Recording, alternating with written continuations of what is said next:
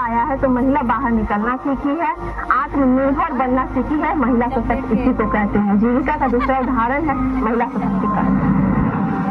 जब महिलाएं अपनी किस्मत खुद संवारने का निर्णय लेती हैं और साथ मिलकर कठिनाइयों को अवसर में बदल देती हैं, तो एक संघर्ष, बदलाव और सशक्तिकरण की कहानी सामने आती है।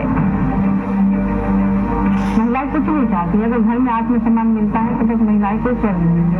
हमें नाम से लोग जाने और सबसे बड़ी चीज हमारे नाम से हमारे पति अब जाने जाते हैं, जो भी जीविका ही ने दिया है। ये कहानी है एक असाधारण आंदोलन जीविका की, जो लाखों महिलाओं के लिए आशा और परिवर्तन की एक किरण बन गई है। जीविका के होने से ऐसे लोग जो कभी बैंक के बारे में सोच भी नहीं सकते हैं, बैंक में खाता खोलने का नहीं सोच सकते हैं, आज वो लाखों का लेन देन कर रहे हैं। पहले हम लोग बोल नहीं पाते थे किसी मर्द से नहीं बोल पाते थे। अब जो है हम लोग कहीं भी जाते हैं तो कुछ सामने सामने बात कर लेते हैं। महिला क्यों नहीं चला सकती है? चला सकती है। हम लोग बहुत कुछ कर सकते हैं।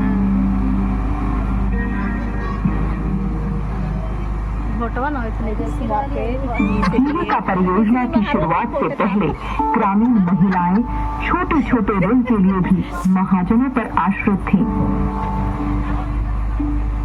महिलाएं घर की चार दीवारी से बाहर नहीं निकल पाती थीं। गरीबी के कारण अपने स्वप्नों को साकार नहीं कर पा रही थी। गरीबी और बेबसी के कारण उन्हें अनेकों कठिनाइयों का सामना करना पड़ रहा था।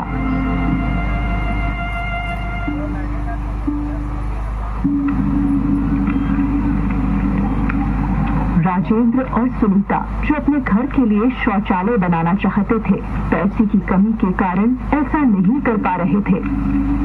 राजेंद्र ने साहूकार से पैसे तो उठाए, लेकिन बढ़ता ब्याज उसके गले का फंदा बन गया था।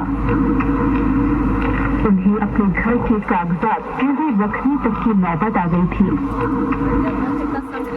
मेरा स्थिति इतना खराब था कि मेरे हस्बैंड काम भी नहीं करते थे। मेरे पास तो भी बच्चा था। अगर वो 1 रुपया भी मांगता था कि मम्मी हमको टॉफी चाहिए, तो मेरे पास वो भी नहीं था। हम अपने बच्चों को समझाते थे, बेटा नानी यहाँ चलिएगा तो नानी खरीदेगी। तो ऐसे करके हम अपने बच्चों को रखते थे। आरती, जिसकी शादी 18 साल की उम्र में ही हो गई थी, उसने कभी नहीं सोचा था कि उसकी जिंदगी में इतनी जल्दी 2 बच्चों की जिम्मेदारी और घर-बार का सारा बोझ आ जाएगा। आरती और उसके पति चाहते थे कि उनके बच्चे अच्छी शिक्षा पाएं और गरीबी के दलदल से बाहर निकलें, लेकिन 300-400 रुपए महीने की आमदनी में आखिर क्या क्या संभव होता है?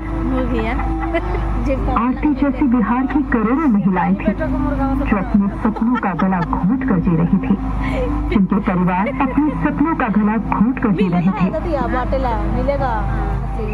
सबके मुर्गी बांटेंगे, सब काजू को बना के खोइला चेक कर जाएंगे, ओकरा खोइला दे देंगे ना। कितना बाटा दूध को देवेला हम मुर्गा मुर्गी आप सबको सदस्य है, आप दूसरा सबको सदस्य है, फिर मायने मिलेगा।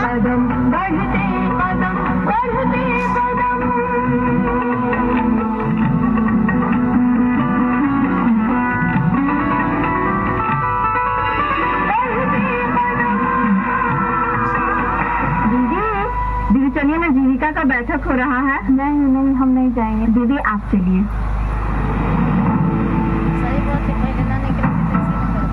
जीविका 2 अक्टूबर 2006 को बिहार के ग्रामीण परिदृश्य में अंकुरित हुई, जो सिर्फ एक योजना नहीं थी, बल्कि एक सुलगती चिंगारी, एक मजबूत इरादा, एक दृढ़ संकल्प।